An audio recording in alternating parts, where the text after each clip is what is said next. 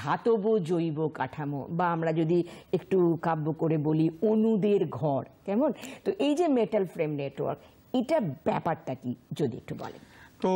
দেখুন, প্রথমে আমি আমাদের দর্শক বন্ধুদের বলতে চাই যে আপনারা তো রাস্তার ধারে দেখেছেন অনেক লোহার রড এবং বা বাঁশ পড়ে রয়েছে, যেগুলো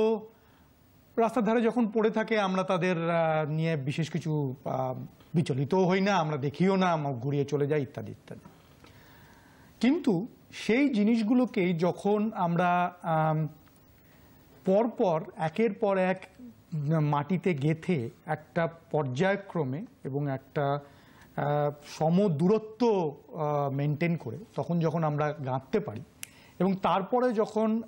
ভার্টিক্যালি এবং হরাইজেন্টালি ওগুলোকে স্টিচ করতে পারি বা বাঁধতে পারি নিজেদের সঙ্গে, সেরকমভাবে আমরা ক্রিয়েট করতে পারি বা তৈরি করতে পারি একটি খুব সুন্দর প্যান্ডেল, যাতে যাতে আমরা মা দুর্গাকে স্থান দিতে পারি বা সেখানে আমরা একটি কোনো অনুষ্ঠান করতে পারি, সেখানে আচ্ছাদন দিয়ে ঝড় বৃষ্টির সময় আশ্রয় নিতে পারি। ওই যে বললাম আপনি যে বললেন অণুদের ঘর, ঠিক, যেটা কিনা কোনো কাজে লাগছিল না, পড়েছিল একটা রাস্তার ধারে, কিন্তু সেটাই এখন ঝড় বৃষ্টির সময় আমাকে আশ্রয় দিচ্ছে, কারণ আমি ওটাকে সঠিকভাবে ওটাকে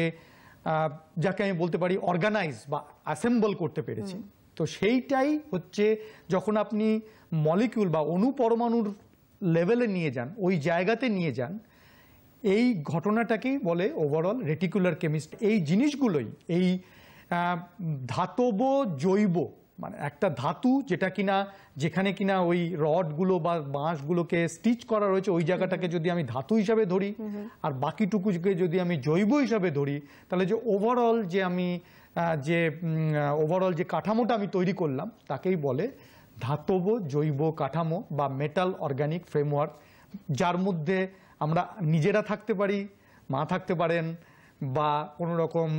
অনুষ্ঠান করতে পারি।